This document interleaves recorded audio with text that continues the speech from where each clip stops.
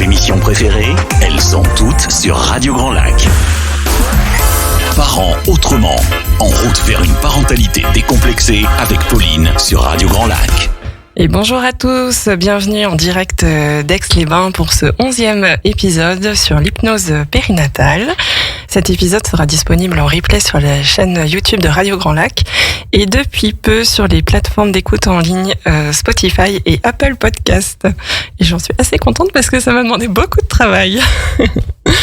Alors, je suis Pauline, je suis professionnelle de l'accompagnement et de la relation d'aide avec une spécialité en périnatalité, parentalité.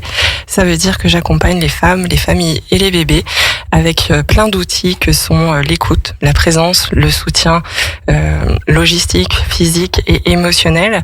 Et aussi un outil fétiche, c'est la communication quantique qui permet de dialoguer avec tous les plans de notre être qui nous constitue. Le plan conscient, le plan du corps, le plan du mental, le plan de l'ego, le plan du cœur, le plan du subconscient et bien d'autres encore. Et aujourd'hui, on va justement aller développer le dialogue avec le subconscient puisque je suis accompagnée de Nelly Michaud qui est doula, praticienne en massage et soins rebozo et surtout praticienne en hypnose périnatale. Bonjour Nelly. Bonjour. Comment tu vas ? Je vais bien. Contente d'être à la radio pour la deuxième fois puisque tu étais déjà passée dans la précédente émission Parenthèse parentale d'Isabelle. Oui. Et c'était il y a un petit moment. Oui, c'était déjà il y a quelques années et ravie d'être là avec toi aujourd'hui. Merci de m'accueillir. Avec grand plaisir. Ça va te permettre de mesurer le chemin que tu as parcouru depuis ces années où tu étais venue, tu t'installais et puis là tu reviens avec plusieurs années de pratique de ton métier. Oui, tout à fait. Alors en effet, parce que ton entreprise, donc tu l'as fondée en 2019, elle s'appelle À Fleur de Naissance. Oui. Et donc, on va commencer dans cette première partie d'émission, avant de développer les sujets autour de l'hypnose, qui tu es. Comme d'habitude, sur Parents Autrement, on a à cœur de découvrir l'être humain qui se cache derrière cette identité professionnelle. Et donc, on va aller voir comment t'en es arrivé à devenir doula et à plonger dans l'hypnose et aussi la pratique corporelle. Ça a commencé par ce que tu me disais dans la préparation de l'émission, un maître mot qui est pour toi l'accompagnement. Ça a toujours fait partie de ton identité. Oui, ça a vraiment fait partie, c'est vraiment mon fil rouge professionnel, l'accompagnement des personnes dans leurs projets, sur leur chemin de vie. Ouais. C'est vraiment une posture qui me parle et de cheminer avec en fait. C'est ce que tu faisais avant, donc t'accompagnais les personnes dans la création de projets d'entreprises individuelles, c'est ça ? Oui, au sein d'une coopérative d'entrepreneurs. C'était mon dernier métier avant de devenir doula. Voilà. Où j'ai fait ça pendant 8 ans. Pendant 8 ans, ouais. Exactement. Et donc, à travers, pendant ce métier-là, t'es tombée enceinte, t'es devenue maman, et c'est là que ça a tout déclenché, le fait de devenir maman, de changer de façon d'accompagner l'être humain. C'est ça ? Oui, en fait, ça a surtout ouvert un nouveau champ. Le champ de la périnatalité, en fait, que je connaissais pas ou peu. En tout cas, j'en avais pas fait l'expérience personnellement. Et ça m'a vraiment ouvert ce champ-là. Donc, pour moi, ça n'a pas été une reconversion en tant que telle. C'est plus une évolution puisque je reste accompagnatrice. Ouais. Je suis devenue accompagnatrice plus des femmes et des familles pendant cette période de la périnatalité. Et ce qui a fait vraiment le déclic, c'est effectivement ma grossesse, il y a maintenant bientôt 10 ans. Et l'arrivée de mon fils, il y a 9 ans. Avec la découverte de ce monde-là et puis la réflexion de comment on met au monde nos bébés, quel impact ça peut avoir sur la vie, et puis vraiment la découverte de toute la physiologie de la naissance en étant accompagnée par des sages-femmes libérales en accompagnement global. Oui. Et donc c'est vraiment un sujet qui m'a passionnée et qui me passionne encore beaucoup. Ouais. Parce que naturellement, c'est vrai que alors je sais plus si c'était ton médecin généraliste, mais qui t'a demandé où est-ce que tu prévoyais d'accoucher ou quelle structure tu avais envisagé pour toi. Au début, il y en avait qu'une seule, c'était la maternité, et puis en fait il y a eu cette ouverture de non, il n'y a pas que la maternité, il y a aussi le plateau technique. Oui, c'est ça, c'est que j'ai eu la chance d'être reçue par ce médecin qui était une femme qui elle-même avait accouché de manière libre, je dirais. et qui m'a pu m'ouvrir ce champ, parce que pour moi il n'y avait pas d'alternative. Enfin, il y avait l'alternative d'accouchement à domicile, mais pour laquelle je me sentais pas à l'époque. Et qu'elle me fasse découvrir effectivement le plateau technique, donc la possibilité d'accoucher en maternité, mais en étant accompagnée par ses sages-femmes. Et de manière du coup naturelle, en ayant la possibilité de, si jamais, d'avoir recours à la médicalisation, vu qu'on est directement dans les locaux de l'hôpital. Donc ça a été pour moi une découverte que je continue de partager en tant que doula, et puis d'amener la réflexion aussi de comment vous voulez accoucher, même à l'hôpital, quel est le projet de naissance, et pouvoir accompagner sur remettre du choix, enfin remettre du pouvoir en fait, pouvoir se dire comment je veux mettre mon bébé au monde, qu'est-ce qui me correspond. C'est ça qui est assez chouette, c'est que il y a toujours une personne qui va nous dire quelque chose. Par exemple, là, cette personne qui t'a parlé de la possibilité de donner naissance en plateau technique. Pour moi aussi, et je sais pas si vous, les auditeurs, ça va vous parler, cette personne qui va vous avoir la première à vous parler de l'alternative, de l'autre chose. Moi, c'était une de mes collègues qui avait donné naissance à la maison et qui m'a dit, tu sais, Pauline, on n'est pas obligé de vivre des accouchements assez douloureux comme les autres collègues de travail te racontent. Moi, par exemple, j'ai accouché à la maison et ça a été des accouchements presque orgasmiques, c'est ce qu'elle m'avait raconté. Et là, pour moi, ça a été la première à m'en parler et ça a été le « Ah bon, ça existe ?» Donc c'est bien, il nous faut une personne dans notre vie qui vient un petit peu nous ouvrir la conscience et nous permettre de voir les alternatives à la naissance. Donc super, et c'est un peu ce qu'on essaye de faire avec Parents Autrement, c'est de pouvoir être ces personnes qui vont vous permettre de découvrir l'alternative. Alors du coup, c'était aussi en 2015, à la base à Aix-les-Bains, t'habitais à Aix-les-Bains, et à Aix-les-Bains, il n'y avait pas beaucoup de choses. Il n'y avait pas de yoga, il y avait de yoga prénatal ou de doula même. C'était assez léger. C'était très limité. Et en 2015, en fait, les doulas étaient encore très peu connues. Enfin, restent peu connues, mais quand même, maintenant, on est de plus en plus nombreuses et de plus en plus de personnes entendent parler des doulas pendant leur grossesse. Mais à l'époque, voilà, c'était encore quand même très, très inconnu. Et il y avait très peu de choses en termes d'accompagnement périnatal, non médical. Et c'est vraiment ce qui, moi, m'avait marqué pendant ma grossesse, c'était de me dire que tout était quand même centré sur le médical, et j'avais l'impression tellement qu'on passait à côté de plein de choses, et que j'aurais aimé pouvoir parler, explorer les émotions que j'avais, de pouvoir partager ça avec quelqu'un, de pouvoir comprendre aussi ce qui jouait dans ce processus de transformation qu'est la grossesse. Exactement. Donc c'est aussi ça qui m'a donné envie de devenir doula, c'est aussi pouvoir offrir cet espace d'écoute, d'échange, d'information. Exactement. C'est vrai que là, en un peu moins de 10 ans, on peut voir comme le paysage périnatal a changé, parce qu'on parle des doulas, mais en fait finalement, c'est tout le paysage au global périnatal, que ça soit des activités corporelles, comme le yoga, la danse, le pilate, ou que ça soit des cercles de parole, maman-bébé maintenant qui existent, des doulas, des accompagnantes périnatales, parce qu'il n'y a pas que les doulas non plus. Il y a tout le paysage périnatal s'est vraiment enrichi et permet maintenant aujourd'hui une offre assez diversifiée. Donc c'est incroyable de voir cette évolution. Mais on va revenir sur 2015, parce que 2015 c'était aussi l'année de Charlie Hebdo, ce que tu m'as dit. Et ça t'a assez impacté. Oui, enfin j'étais enceinte à cette époque, et bon, je pense que comme tout le monde, j'ai été très marquée, et vraiment ça a été de me dire dans quel monde je vais mettre au monde mon bébé. Et puis la compréhension aussi que si notre société va quand même pas très bien en ce moment, c'était peut-être aussi à regarder comment on accueille nos bébés. Exactement. Comment on les met au monde? Est-ce que c'est vraiment ce qui mérite vraiment ça? Est-ce qu'on peut pas leur offrir plus de douceur, plus d'attention, plus de respect aussi, comme d'ailleurs Michel Audin le demande et le réclame, ou le Boyer depuis des dizaines d'années. Michel Audin, donc, qui est un célèbre gynécologue obstétricien qui est inspirant pour beaucoup d'entre nous, parce que c'est le premier gynécologue à avoir introduit en France une maternité avec des accouchements dans l'eau, avec quelque chose de beaucoup plus physiologique. Et voilà, je vous invite vraiment à aller le découvrir, parce que c'est une personne qui mérite vraiment d'être connue. Je ne comprends d'ailleurs toujours pas pourquoi en école de sage-femme, de médecine ou de quoi que ce soit, on ne parle pas de Michel Audin. C'est encore assez incroyable, exactement. Donc, puis, Voilà. Il y a aussi le livre de Frédéric Leboyer, Pour une naissance sans violence, qui reste pour moi un livre fondateur et un livre qui a toujours sa pertinence aujourd'hui, puisqu'il il mettait vraiment ça en avant, comment on accueille nos bébés sur Terre. Et donc il y a cette citation de Michel Audin que si on veut changer le monde, il faut commencer par changer le monde des naissances et la façon dont les êtres humains naissent. Et cette citation, elle est inspirante pour beaucoup de personnes qui ont choisi de changer de chemin professionnel pour accompagner les naissances justement. Et ça, c'est ton cas aussi. Oui, tout à fait. Et puis, il y a aussi l'autre dimension. Il y a changer les naissances pour, bien sûr, les bébés et donc les futurs adultes, mais aussi en remettant du pouvoir aux femmes, en leur donnant la puissance et le respect qu'elles méritent au moment où elles mettent leur bébé au monde. Je pense que pour les femmes, ça peut être vraiment un chemin à la fois libérateur, qui ouvre aussi beaucoup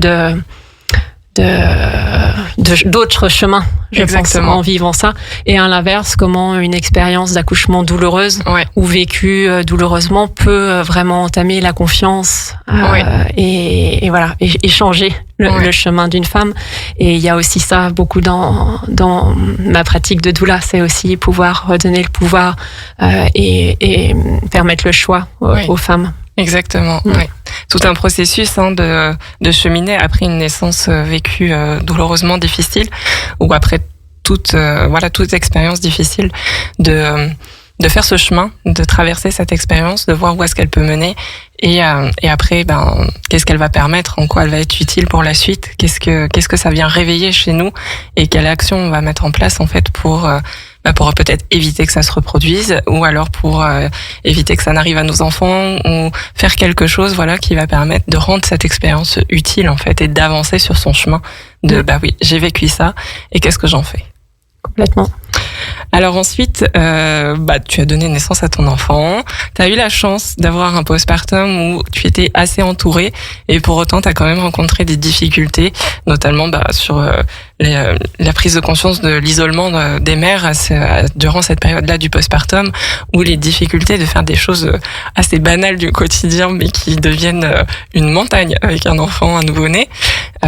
Et donc, il y a eu ce retour au travail qui a été obligatoire. À un moment donné, on est tout obligé de retourner travailler, même si tu as pu prendre le temps, il me semble, de prendre soin un petit peu de ton enfant, que c'était pas un retour assez tôt comme...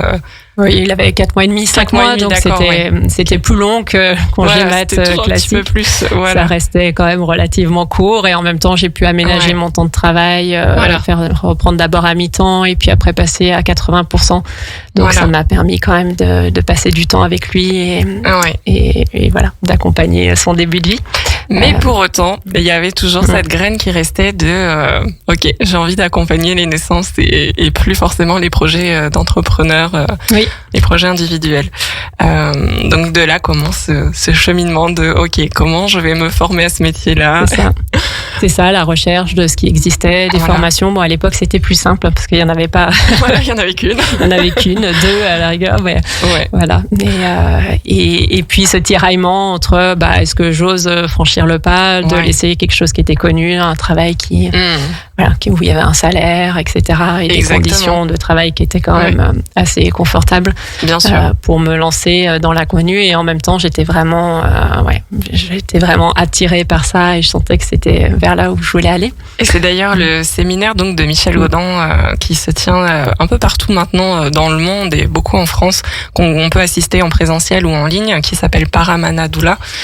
C'est ce séminaire-là qui t'a fait vraiment décider que ça y est, c'était ça. Ça m'a fait vraiment le déclic qu'il me fallait pour me dire non mais c'est vraiment là où je vais aller. Je suis ressortie de ce séminaire, mais c'était tellement nourrissant, tellement merveilleux. Je me suis dit mais oui, c'est vraiment ça quoi. C'était un grand oui quoi. Donc je suis ressortie du séminaire le dimanche et le lundi j'envoyais mon dossier à l'Institut de formation des doulas de France pour m'inscrire à la formation et puis donc ça c'était fin 2017 et donc j'ai fait la formation à l'IDFF toute l'année 2018 au départ en parallèle de mon travail Et puis rapidement, je me suis rendu compte que c'était plus tenable. Donc j'ai négocié mon départ et puis j'ai terminé la formation sur fin 2018 pour pouvoir ensuite créer mon entreprise en 2019. Et voilà, 2019 naissait à fleur de naissance.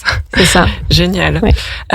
Juste pour compléter sur ce séminaire que tient Michel Audin, si vous souhaitez l'écouter, ce séminaire, vous allez apprendre en fait beaucoup de choses. Michel parle pendant chaque créneau de la matinée, vient informer en fait sur qu'est-ce qui est physiologique, qu'est-ce qu'on peut attendre d'une naissance. Il répond aussi à certaines questions et on apprend vraiment plein de choses à travers des expériences de son vécu, de ses connaissances, de son histoire à lui.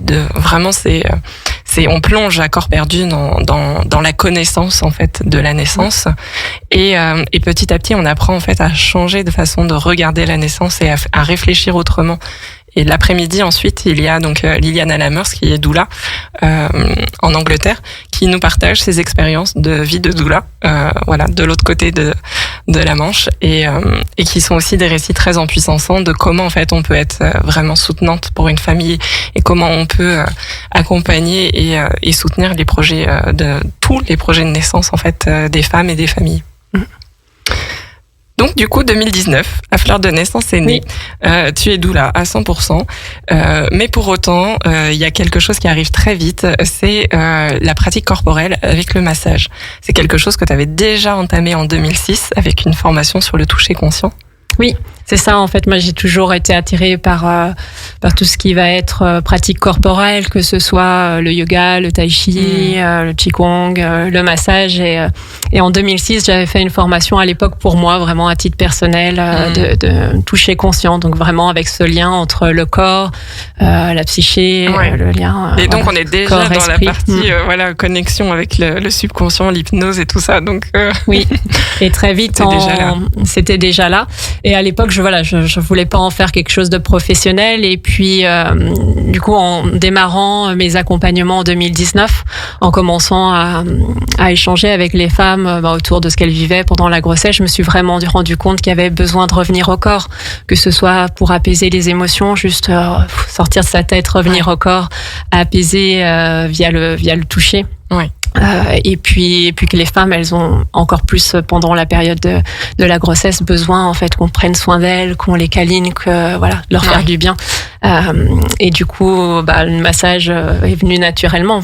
J'ai vraiment ressenti le besoin de revenir et puis de pouvoir du coup l'intégrer dans ma pratique professionnelle. Donc je me suis formée au massage prénatal et puis après au massage postnatal et soins Rebozo. Voilà, les soins Rebozo. Alors pour ceux qui connaissent pas le soin Rebozo, comment tu pourrais présenter ça pour que tout le monde en ait une idée claire que qu'est-ce que le Rebozo ? Alors le Rebozo à la base c'est une écharpe tissée qui est portée au Mexique par les femmes mexicaines et elles s'en servent vraiment comme un habit, comme un objet de tous les jours pour porter bébé, pour s'entourer le ventre pendant la grossesse, pour resserrer le bassin après la naissance, pour se couvrir la tête si besoin. C'est un fort symbole de féminité d'ailleurs. Et c'est un fort symbole de féminité, tout à fait. Ouais. Et du coup elles se servent du Rebozo que ce soit pendant la grossesse pour aller soulager les douleurs, les inconforts de la grossesse ou pendant l'accouchement. Et en postnatal, elles font donc ce qu'on appelle le soin rituel Rebozo, qui est un soin vraiment pour venir honorer le corps de la femme qui vient d'accoucher, prendre soin de lui et venir notamment resserrer le corps et le bassin pour l'aider à récupérer en postnatal. Oui, prendre conscience puisque le corps s'est vraiment ouvert pendant le passage de la naissance et c'est un rituel qui vient un peu donner l'information au corps que ça y est, maintenant il peut se refermer. Et il y a aussi ce côté de retrouver toute sa force, je crois, en tant que femme, de se réaligner et d'avoir de reconnecter avec la puissance et la force qu'on a à l'intérieur de nous pour s'occuper d'un être humain qui a des très forts besoins, parce que vous le savez que ce bébé naît de façon très tôt et donc assez immature, seulement 25% de maturité cérébrale, donc ça demande beaucoup d'énergie, beaucoup de calme, de patience et puis aussi de créativité et pour pouvoir s'adapter à chaque situation. Donc je trouve que ce rituel, il vient aussi connecter un petit peu à ça et permettre à la femme de se recentrer et de ne plus être aussi qu'une seule mère, de retrouver qu'elle est femme avant tout, d'être mère. Oui, mais retrouver son corps, vraiment, Et retrouver les contours de son corps, parce qu'avec le resserrage, il y a vraiment cette contenance aussi. Oui, parce qu'il y a cette extension quand le bébé est né, on est à la fois nous, la mère, la femme, mais aussi on est un peu connecté à son bébé, on ressent tout ce qu'il ressent, et donc c'est vrai que cette redéfinition des contours permet de revenir dans son corps et de retrouver un petit peu sa place de femme, de qui on est et son identité quelque part. Ça, on dit moins ça l'accompagne. Oui, et il y a vraiment cette dimension de fermeture, refermer quelque chose, refermer la grossesse ou l'accouchement ou sa vie d'avant, et puis de s'ouvrir à autre chose. Il y a vraiment ces deux mouvements de fermeture et d'ouverture dans le soin rituel. Et d'ailleurs, du coup, c'est un rituel qui peut se vivre à n'importe quel moment de la vie. C'est pas, même si ça fait 25 ans que vos enfants sont nés et que vous avez l'envie de bénéficier d'un rituel Rebozo, c'est possible. Tout comme si on n'est pas sur une thématique de la maternité, mais sur une autre thématique d'un changement de vie majeur, que ce soit une reconversion professionnelle ou alors un deuil ou une étape de votre vie où vous sentez qu'il y a comme un chapitre qui va se tourner. Le rituel Rebozo est aussi adapté pour ça. Oui, complètement. Bon, et on va faire une première pause musicale et on va se retrouver ensuite pour parler de l'hypnose. Vous êtes sur Radio Grand Lac avec l'émission Parents Autrement. 92.1, les bonnes ondes de Radio Grand Lac. Parents Autrement, en route vers une parentalité décomplexée avec Pauline sur Radio Grand Lac. Bienvenue à ceux qui nous rejoignent dans cette émission dédiée à l'hypnose périnatale. Je suis avec Nelly Michaud qui est doula, praticienne en massage, soins Rebozo et en hypnose périnatale. On allait commencer à aborder justement son cheminement vers l'hypnose et comment elle a pu se tourner vers cet outil assez incroyable. Donc Nelly, tu nous as parlé que le massage est venu s'ancrer dans ta pratique parce que toi tu aimais la dimension du corps et de l'esprit, et donc forcément avec l'hypnose on vient raisonner avec cette thématique esprit, et c'est là où tu as cherché à te former à l'hypnose puisque tout le monde n'aime pas le toucher. Tout le monde n'aime pas le toucher, effectivement. Et puis surtout je constatais en tant que doula en accompagnant des femmes pendant la grossesse que parfois il y avait des peurs, des blocages, et qu'il me manquait un outil, quelque chose qui pouvait permettre de faire un déclic ou en tout cas aider un cheminement et dépasser ses peurs et vraiment aller nourrir la confiance en profondeur. Et j'ai rencontré l'hypnose d'abord à titre personnel, pour moi, et j'ai vu ses bienfaits. J'ai pu constater ses bienfaits sur moi, et du coup j'ai eu envie de découvrir ça, parce que j'aime découvrir plein d'outils et plein d'approches. C'est ça. Alors, si je peux clarifier quelque chose, c'est vrai que le métier de doula ou d'accompagnante en périnatalité, on est vraiment quelque chose centré sur l'écoute de la personne, l'aider à dérouler ses émotions, lui offrir cet espace de non-jugement dans laquelle elle peut vraiment tout dire, comme être cette page blanche sur laquelle elle va s'écrire avec ses mots à elle et ce qui lui est juste en fait. Pour autant, la doula ne va pas plus loin entre guillemets quand il y a comme quelque chose de un moment difficile qui apparaît ou alors des peurs très fortes. Bien sûr que l'écoute et la parole va aider à délier tout ça, et des fois il y a besoin d'un quelque chose pour aller plus loin. C'est ça.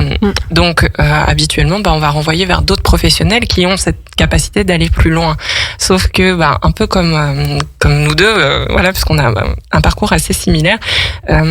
Pendant un accompagnement, surtout au long d'une grossesse, d'un accouchement puis d'un postpartum, on crée un espace de sécurité avec cette personne, cette famille, et donc du coup il y a des connexions qui se font qui permettent de rentrer dans une atmosphère assez ouverte où la personne elle peut se sentir en confiance. Il y a une réelle relation qui se crée, et donc d'ajouter une nouvelle casquette où là on n'est plus tant doula, on devient plus professionnel avec un outil supplémentaire. Ça permet de continuer et d'aller vraiment plus loin en profondeur dans la relation, et la personne généralement même se dévoile encore plus parce que il y a déjà tout en amont un historique qui a été évoqué. Je sais pas toi comment ça résonne pour toi. Complètement, oui, c'est tout à fait ça. À la fois l'écoute, le pouvoir de l'écoute qui est à la base et qui est toujours là. Et en même temps, là, l'hypnose qui devient un outil supplémentaire que certaines femmes explorent et se saisissent. D'autres vont pas forcément d'ailleurs être attirées par ça. Et c'est ok. Et c'est ok. Ouais. c'est vraiment offrir le choix et cette possibilité. Et vraiment, ce que je trouve super avec l'hypnose, c'est que ça vient vraiment connecter nos ressources et faire un travail en profondeur qui vraiment accompagne le processus de la grossesse et de l'arrivée de bébé et vraiment qui amplifie encore plus toutes les transformations. Alors avant de vous partager des expériences de naissance, ou de moments d'accompagnement de grossesse et de naissance avec l'hypnose, on va déjà vous en dire un peu plus sur qu'est-ce que c'est que l'hypnose. Donc dans l'hypnose adaptée à la naissance, il y a 2 courants qui existent. Il y a l'hypnonatal que toi t'as fait et il y a l'hypnonaissance que moi j'ai fait et qui a été à l'origine de ma reconversion. Donc l'hypnonatal, toi tu l'as découvert en 2020. Oui. Et c'est une méthode qui a été créée par Lise Bartoli, qui est une psychologue clinicienne, hypnothérapeute, qui a travaillé en maternité et donc a accompagné beaucoup de naissances, de femmes qui donnaient naissance et qui a travaillé en PMI aussi et qui a vraiment développé ce programme d'hypnonatal dédié à la grossesse et à l'accouchement. Voilà. Et souvent la question, parce qu'il y en a beaucoup qui se questionnent de ok, c'est quoi l'hypnonaissance, c'est quoi l'hypnonatal, les différences, etc. L'hypnonaissance, du coup, c'est déjà une méthode qui est américaine et donc vous la trouverez davantage sous le nom de hypnobirthing. Et donc il nous vient de Mary Mongan qui a créé un livre d'ailleurs et la méthode associée qui permet aussi en fait c'est un accompagnement plus global puisqu'il associe à la fois l'hypnose et des outils d'hypnose, mais il associe aussi toute une information autour de la naissance physiologique, des mécanismes qui vont s'opérer dans le corps, qu'est-ce qui va se passer aussi dans l'esprit, et surtout c'est une méthode qui se vit en couple. Voilà, le coparent est presque indispensable à chaque séance pour pouvoir faire ce cheminement et aussi lui apprendre les exercices qui sont proposés et après aider sa compagne en fait au moment de l'accouchement en lui reproposant par lui-même ces exercices-là. Donc ça fait on a essayé avec Nelly de voir c'est quoi les différences hypnonaissance, hypnonatal. Finalement moi je dirais qu'il y en a pas tant que ça, si ce n'est qu'en hypnonaissance il y a la mini formation du coparent à acquérir plein d'outils pour faire, ce qui est pas forcément en accord avec toutes les philosophies parce que des fois il y en a qui disent comme Michel Audin que au moment de la naissance le père il a pas à faire tant de choses que ça, il a plus à être. Et je sais plus qu'est-ce qu'on avait noté d'autre. Est-ce qu'il y a autre chose qui te vient comme différence? C'était surtout le fait que dans la méthode hypnonaissance, il y a vraiment cette transmission d'informations sur la physiologie qu'il n'y a pas vraiment dans l'hypnonatal, mais que moi, en tant que doula, vu que j'ai cette approche-là, c'est vrai que je le transmets aussi aux parents que j'accompagne, selon leurs besoins. Mais c'est pas au cœur de la méthode. Pour l'hypnonatal, ça peut vraiment être tout type de naissance, y compris des femmes qui souhaitent un accouchement médicalisé et qui ont envie de l'hypnose en plus pour leur grossesse, par exemple. Vraiment, c'est sur tout type d'accouchement ou de souhait de projet de naissance. Voilà, je crois qu'on est quand même sur si vous avez la possibilité d'avoir une doula qui en plus a un côté d'hypnose, que ça soit l'hypnonaissance ou l'hypnonatal, vous aurez sensiblement les mêmes résultats. Il n'y a pas de comparaison en termes de qualité. Je pense que les deux sont au rendez-vous et donc c'est toujours chouette en fait de se faire accompagner par un outil alternatif et de voir s'il vous correspond surtout et de s'offrir cette possibilité-là. Du coup, l'hypnose, parce que ça parle pas à tout le monde. Enfin, il y en a beaucoup à qui ça parle en se disant elles vont nous faire marcher comme des canards, alors que non, pas du tout. Non, pas du tout. Donc, si tu devais un petit peu décrire, qu'est-ce qui se passe quand on rentre en état d'hypnose? Déjà, c'est un état. C'est déjà un état et c'est un état de conscience modifié qu'on est tous capables d'expérimenter et qu'on expérimente d'ailleurs plusieurs fois par jour spontanément quand on regarde, par exemple, qu'on est dans un train et qu'on regarde le paysage défiler et que nos pensées vagabondent, ça peut être un état d'hypnose, ou quand on est devant un feu de bois et qu'on est complètement absorbé par ça. Ce sont des états en fait hypnotiques, spontanés. Ou devant la télé, ça marche. Devant la télé, en fait, complètement hypnotisé aussi. Là, ce qu'on cherche, donc quand on pratique l'hypnose, en tout cas tel que moi je la pratique, l'idée c'est vraiment de pouvoir relaxer le corps, donc le mettre dans un état de relaxation du corps, Donc il y a tout un temps pour relâcher le corps et vraiment détendre et atteindre un état de relaxation. Et dans cet état de relaxation, en fait, le mental s'apaise. Les ondes cérébrales, si on enregistre nos ondes cérébrales qui sont, quand on discute en fonctionnement maximum, là, elles vont ralentir et aller dans un état comme quand on s'endort. En fait, elles vont vraiment ralentir et s'approfondir. Et on va, les femmes, enfin les personnes qui expérimentent l'hypnose peuvent avoir du coup accès à leur inconscient, leur subconscient, et donc avoir accès à toutes leurs ressources, tout ce qui est caché par le mental, par l'agitation, on va dire. Là, on a accès à toutes ces ressources et ces images, ces symboles que notre inconscient nous envoie. Et du coup, ça permet de faire un travail en profondeur. Et c'est ça, je trouve, l'intérêt de l'hypnose, c'est à la fois pouvoir avoir des outils pour le jour J, pour notamment pouvoir diminuer les sensations de douleur, parce que l'hypnose a prouvé que ça pouvait avoir un réel effet sur la sensation de douleur, donc diminuer vraiment la sensation de douleur. Donc il peut y avoir des outils qui peuvent aider à traverser l'intensité de l'accouchement, mais aussi pendant la grossesse, il y a tout ce travail de transformation interne, de pouvoir se libérer des peurs, de pouvoir s'apaiser, de pouvoir gagner en confiance, de pouvoir visualiser un accouchement qui se passe bien. Oui, dans les deux approches, finalement, on retrouve ces piliers un petit peu fondateurs d'un accompagnement par l'hypnose pour préparer une naissance. Ça va être de gagner en sérénité, en confiance en soi, de se libérer des peurs qui peuvent être présentes en vue de cet événement-là, et aussi sur, on en avait parlé, la respiration. Oui. Voilà, apprendre à respirer. Déjà la respiration juste pour introduire un état de relaxation, mais aussi la respiration à chaque contraction qu'on appelle la respiration de la vague, et puis aussi la respiration de naissance qui vient compléter tout ça, et aussi de la visualisation.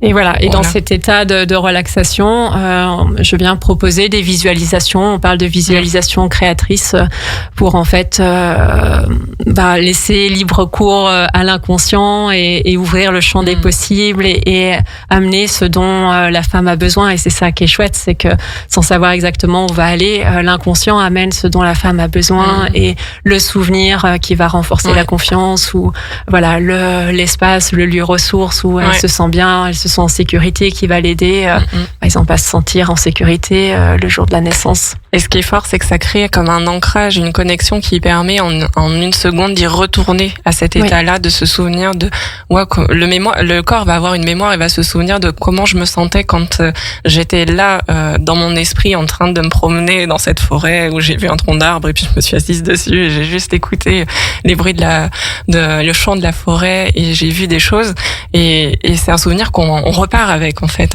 On peut s'en souvenir si on fait le choix de s'en souvenir, et donc ça peut nous aider, en fait, à créer un ancrage qui va nous aider au moment venu à retomber plus facilement et plus rapidement dans cet état de conscience modifié. Oui, et l'idée, c'est de pouvoir s'entraîner à la maison aussi et devenir autonome, en fait, avec ces outils-là, ces visualisations.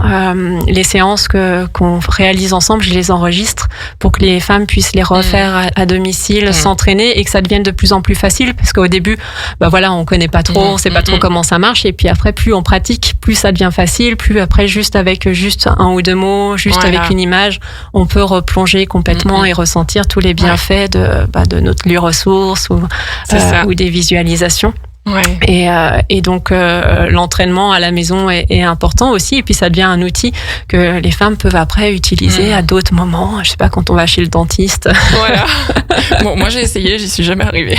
Mais j'ai essayé en me faisant opérer, et ça a bien marché.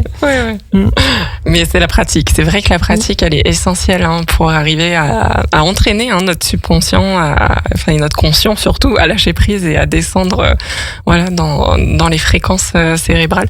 Et aussi, ce qui me venait, c'était que vous repartez dans tous les cas avec les deux méthodes, avec des outils, des audios enregistrés, des visuels, nous, il y a un livret d'accompagnement où vous repartez vraiment avec du contenu aussi qui va vous permettre, en fonction de comment vous allez allez vous l'approprier, et d'étoffer cet univers que vous allez créer autour de l'arrivée de votre bébé. Il y a des affirmations positives pour des phrases que vous pouvez soit relire, soit réécouter en audio pour vraiment changer en fait l'état d'esprit. Voilà, c'est vraiment ça que ça permet, c'est aussi changer son état d'esprit, notamment sur les fausses croyances, on en parlait. Oui. Voilà, les fausses croyances, il y en a énormément autour de la naissance et de l'arrivée d'un enfant, mais même en fait tout au long de la parentalité aussi, c'est quelque chose qu'on retrouve assez communément. Tu avais un exemple à nous donner d'une maman qui avait une très grosse croyance autour de la douleur de la naissance par sa mère. Pour elle, l'accouchement était synonyme de douleur. Je pense qu'il est une croyance partagée par beaucoup, par beaucoup, si ce n'est la totalité de la population. Et vraiment, il y avait vraiment cette peur de la douleur comme quelque chose qui serait effroyable, parce que c'était la parole qu'elle avait entendue quand elle était enfant ou adolescente, et donc elle s'était construite sur ça. En fait, elle s'était toujours dit que l'accouchement serait un moment vraiment avec une douleur insoutenable. Puis qu'il vaut mieux faire une naissance par césarienne comme ça. Voilà, on a. Alors ça allait pas jusque là, mais en tout cas, il y avait cette peur qui l'a poussée aussi à faire ce travail avec l'hypnose. Et en fait, du coup, avec l'échange, et je l'ai incité à aller questionner sa maman sur son expérience d'accouchement. Et en fait, elle s'est rendue compte que sa maman n'avait pas ressenti les douleurs d'accouchement, parce qu'elle avait accouché par césarienne et que c'était des césariennes programmées pour des raisons médicales.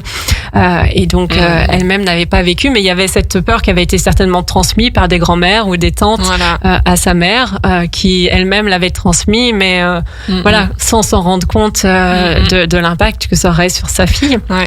Ou comment après aussi nous-mêmes en grandissant on ne retient qu'un seul mot de la conversation et qu'on on fait une fixation sur ça, sur cette douleur qui est là. Ou sur toutes les représentations qu'on a de l'accouchement qui en France sont quand même pas très positives. On a tous des images d'accouchement sur le dos, avec plein de personnes autour, ou des récits de naissance qui donnent pas vraiment envie, et donc on est quand même immergé dans des représentations de l'accouchement qui donnent pas vraiment envie. Et avec l'hypnose, on peut vraiment faire ce travail de transformation qui permet de se laisser la possibilité d'imaginer autre chose et se dire que l'accouchement, ça peut être autre chose. Ça peut être aussi de la douceur, ça peut être aussi des moments de plaisir, ça peut être aussi des moments de connexion, ça peut être des moments où on se sent en puissance. Et de vivre, du coup, de transformer vraiment déjà ce qu'on imagine, et donc d'être moins dans l'appréhension pendant la grossesse, et donc de le vivre beaucoup plus sereinement, et puis de transformer vraiment son expérience de naissance, quoi. Parce que ce qui est fabuleux, c'est que le subconscient est reprogrammable. Il est possible de changer une donnée pour en introduire une nouvelle, si cette nouvelle donnée, en fait, elle présente réellement un avantage et un bénéfice supérieur à la précédente donnée. Donc c'est ça l'intérêt, en fait, d'aller travailler en subconscient, c'est de venir le reprogrammer pour pouvoir lui permettre d'aller vivre autre chose et de se libérer de ce qui n'était pas utile et juste jusqu'à présent. Complètement, c'est même, moi j'utilise souvent l'image de donner les coordonnées GPS, en fait. Même on peut aller faire une futurisation, on va visualiser un accouchement qui se passe bien comme la femme le désire, et du coup ça permet de savoir vers quoi on se dirige, et se diriger vers ce qu'on a envie et pas ce qu'on souhaite éviter, quoi. Exactement. On va poursuivre avec des exemples concrets de ce que des personnes ont pu vivre à travers nos séances d'hypnose adaptées à la naissance. Mais avant ça, on va faire une courte pause musicale. Vous êtes sur Radio Grand Lac avec Pauline et Nelly sur l'émission Parents Autrement. Vos émissions préférées, elles sont toutes sur Radio Grand Lac. Parents Autrement, en route vers une parentalité décomplexée avec Pauline sur Radio Grand Lac. Et nous voilà pour cette dernière partie d'émission sur l'hypnose périnatale. Je suis accompagnée aujourd'hui de Nelly Michaud, qui est doula, praticienne massage, soins reposo et praticienne en hypnose périnatale. On a parlé de son parcours, on a parlé de l'hypnose, du massage, et on est en train de donner des exemples concrets en fait de ce qui a pu se passer en séance d'accompagnement, voilà, à la naissance avec l'outil d'hypnose associé. Moi, j'avais envie de partager un exemple que j'avais eu avec une de mes clientes dont son bébé était en siège, son deuxième enfant. C'était assez curieux parce que du coup, cette maman, elle avait eu une première naissance où le bébé aussi était en siège et ça avait été une naissance par césarienne imposée parce que la maternité où elle était ne savait pas faire autrement pour les naissances de bébés en siège. Et voilà que pour la deuxième grossesse, et ben voilà, les échographies se font, la grossesse avance et le bébé reste en siège. Donc il y avait aussi quelque chose qui se jouait dans dans la répétition et il y a eu besoin de beaucoup accompagner ça. Mais au final, c'est avec une séance d'hypnose où on a été un petit peu comme maître de la paix en fait avec le scénario de naissance que son bébé et elle allaient vivre, voilà, d'être en paix, que ce soit par voie basse, par césarienne, ou peu importe en fait de comment ça allait se passer, et de plus libérer en fait l'espace autour de ça, de plus focaliser son attention sur le fait que son bébé restait en siège, et d'amener en fait beaucoup d'ouverture, de douceur, de liberté, et de focaliser plus sur le fait qu'elle allait rencontrer son enfant, peu importe comment ça allait se passer, et on a pu aussi dialoguer avec le bébé, de l'informer simplement que oui, naître en siège c'est possible, mais que de l'autre côté de la réalité, ça enclenche une médicalisation supplémentaire, voire même une naissance uniquement par césarienne, parce que de l'autre côté, les êtres humains qui accompagnent les naissances ne sont peut-être pas assez compétents pour accompagner une naissance en siège. Et donc cette prise de conscience avec cette possibilité à la prochaine échographie de se retourner et de se montrer tête en bas, si c'est aussi tête en bas qu'il avait envie de naître, ça faciliterait le processus, mais que dans tous les cas en fait sa maman elle était ok de la façon dont il allait venir et de comment ils allaient se rencontrer. Et donc pour le résultat, c'est que oui, le bébé s'est retourné et puis elle a eu une naissance par voie basse comme elle l'avait souhaité, et ça a été une très belle naissance. Mais tout ça pour dire que du coup, l'hypnose peut vraiment accompagner. On va pas tant focaliser finalement sur le bébé qui est en siège, mais plus à amener de la douceur et d'être en paix avec tous les scénarios. Et toi, Nelly, tu as accompagné une maman autour de la césarienne justement, oui, et qui faisait des crises d'angoisse à l'idée de ça. Oui, moi j'ai souvenir d'une maman que j'ai accompagnée qui avait vraiment très peur de la médicalisation d'une manière générale, pour qui c'était vraiment l'angoisse complète, jusqu'à faire des crises d'angoisse, presque à tomber dans les pommes quand elle s'imaginait ça, et pour qui la césarienne c'était absolument pas envisageable, quoi. C'était vraiment son scénario d'horreur à éviter à tout prix, et qui souhaitait une naissance physiologique. Et puis donc pendant l'accompagnement que j'ai fait, on a pu travailler sur ses peurs, elle a pu vraiment se libérer de ses angoisses, et jusqu'à ne plus ressentir de crises d'angoisse, ou même plus se souvenir qu'elle faisait des crises d'angoisse. Tellement c'est fou de se dire oui, en fait j'ai plus refait de crise d'angoisse depuis la dernière séance, et puis vraiment de cheminer vers aussi cette acceptation de ok, je me prépare pour une naissance comme je le souhaite, une naissance dans son cas elle souhaitait une naissance qui respecte la physiologie.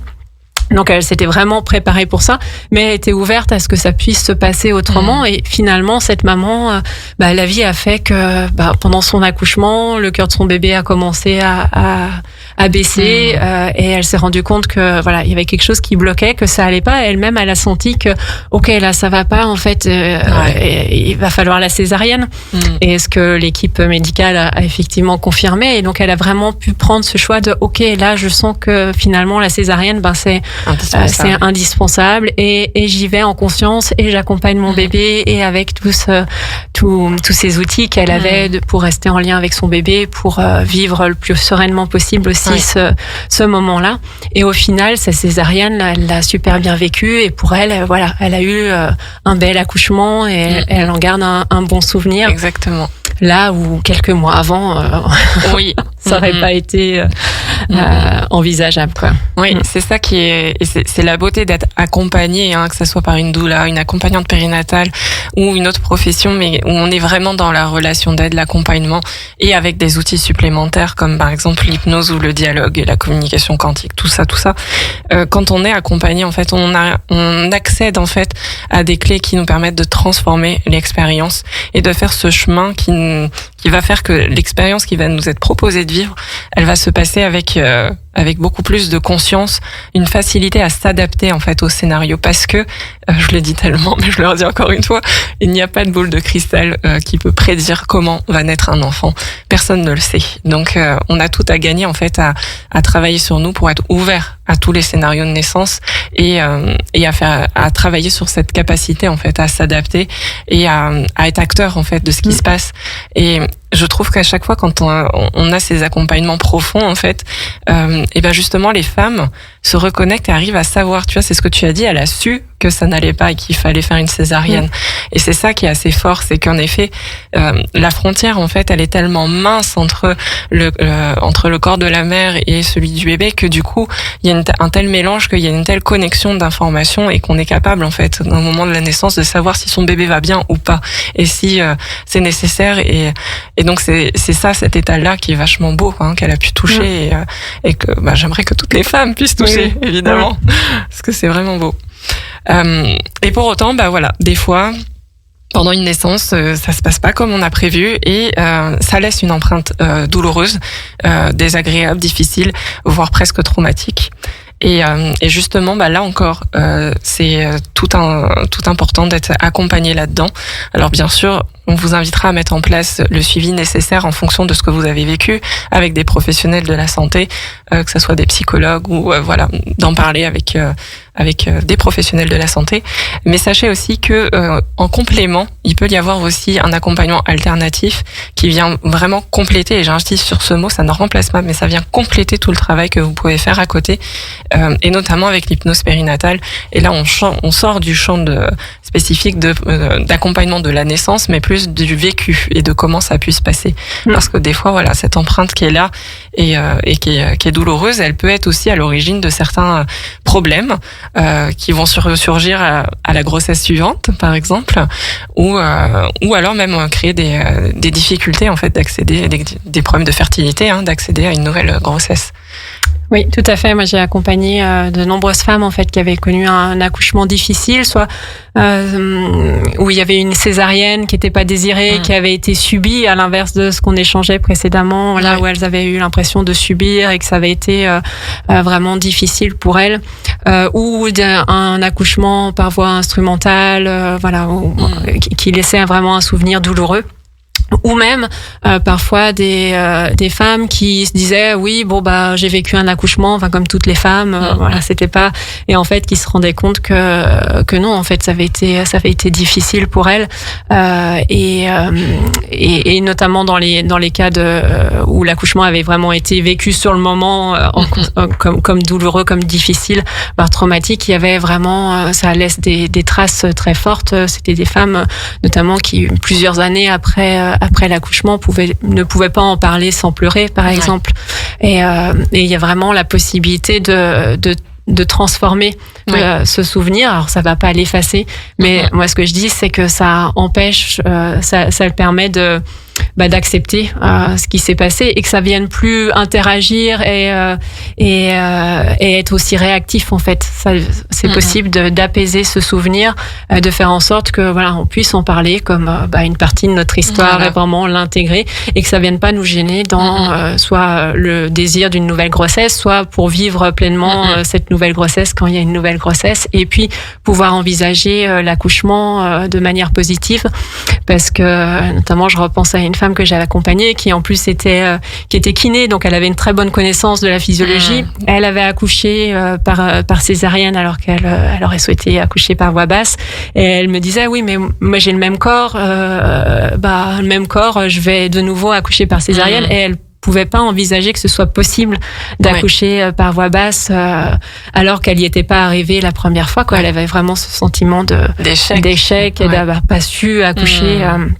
Et pour qui c'était vraiment très douloureux, et vraiment au travers des séances, je l'ai vu s'apaiser, et que cette histoire elle puisse s'intégrer, et qu'elle puisse ouvrir le possible de cette naissance, certes j'ai le même corps, mais j'ai une expérience supplémentaire, c'est pas le même bébé, je me suis préparée autrement, en tout cas je suis prête à tenter l'aventure. Et de fait, elle a pu accoucher par voie basse comme elle le désirait.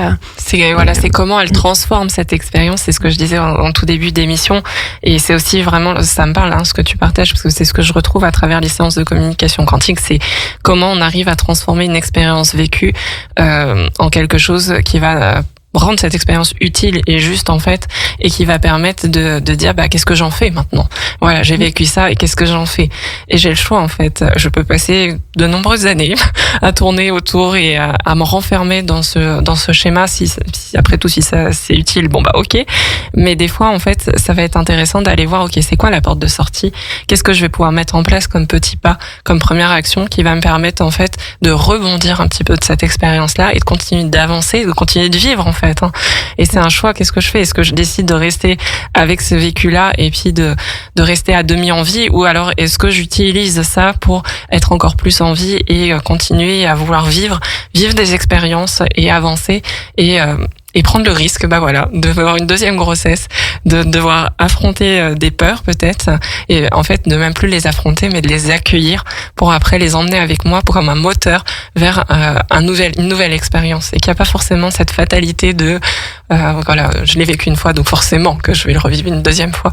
Voilà, on peut sortir de cette fatalité qui est un peu comme une injonction de la société, je crois, mais qui n'est pas du tout une réalité finalement. Oui, complètement. Et du coup, pour soi, ça changera, et puis ça changera aussi pour nos enfants, pour les futures femmes qui accouchent, pour les amis à qui on partage ce qu'on a vécu.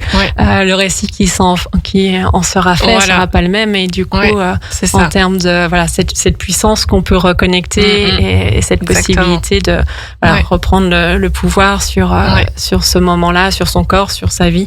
Et même si on revit la même expérience, par exemple si c'était une césarienne qui était traumatique, et même si on va revivre cette même expérience, il y aura eu un tel cheminement que le vécu et le souvenir qu'on en aura ne sera pas du tout le même. Et il est encore possible qu'il se passe des choses à travers cette expérience-là. Donc c'est ça qui est assez fort. Oui, complètement. Je te rejoins. Je pense à une maman pourquoi elle n'a pas accouché par voie basse. Ça a été une deuxième césarienne, mais ça a été une super naissance. Elle a vraiment accompagné ce moment-là, et ça n'a pas été vécu comme un échec, mais presque comme un succès, comme succès, quelque chose, une revanche, une expérience en tout cas positive qu'elle pourra transmettre. Un dernier mot quand même sur un sujet qui est assez important, qui est le deuil périnatal. Deuil périnatal, ça veut dire que ça touche le décès d'un enfant, que ça soit encore pendant la grossesse, d'une interruption spontanée de grossesse, ou bien médicale, ou bien volontaire, ou bien aussi après la naissance. Voilà, ça englobe tout ça, le deuil périnatal, et c'est aussi quelque chose, une thématique sur laquelle on peut proposer de l'accompagnement et du soutien. Oui, tout à fait. J'ai accompagné de nombreuses femmes en fait qui avaient vécu soit ce qu'on appelle couramment une fausse couche, mais une interruption spontanée de grossesse, ou une interruption médicale de grossesse pour des questions de santé du bébé, ou qui avaient perdu un bébé et pour qui c'était difficile soit d'être de nouveau enceinte, soit de revivre après ça. Et du coup, l'hypnose vient vraiment soutenir ce travail de deuil, ce cheminement qu'il y a à faire, et puis aussi ça peut aider la femme, si elle fait le choix d'avoir un enfant après cette expérience, de pouvoir accueillir ce bébé en diminuant le sentiment de culpabilité qu'il peut y avoir, et cette ambivalence, à la fois on souhaite ce bébé, en même temps et toute cette complexité qu'il y a dans ce processus. Mais en tout cas, l'hypnose peut vraiment aider à s'apaiser, à se ressourcer, à se connecter, à créer du lien aussi avec ce bébé, parce que parfois quand il y a eu par exemple une interruption spontanée de grossesse, quand on est de nouveau enceinte, on peut avoir peur de si je me mets trop dedans et que je repère, qu'il y a une espèce de déni de non, ce bébé n'existe pas. C'est ça. Je suis à 4 mois de grossesse, mais non. C'est ça, pour se protéger, c'est complètement normal. Mais pour aider la femme à tisser le lien avec ce bébé, à lui faire sa place aussi dans la fratrie, dans sa lignée, et d'intégrer ça, et vraiment je trouve que l'hypnose vraiment aide ce processus-là aussi. Donc c'est vrai que moi je vous encourage vraiment, si vous avez vécu ça ou même si à l'avenir voilà vous êtes amené à le vivre, de vous entourer au-delà des professionnels de santé, mais aussi voilà des doulas, des accompagnantes périnatales, qu'elles aient ou pas l'hypnose, parce que on est aussi voilà, on peut être aussi présente et apporter ce soutien rien que pour légitimer toutes les émotions que ces personnes peuvent traverser. C'est ok de ressentir toutes ces choses-là. Chaque bébé en fait qui est allé se loger dans l'utérus compte, qu'il soit en vie ou bien dans votre cœur.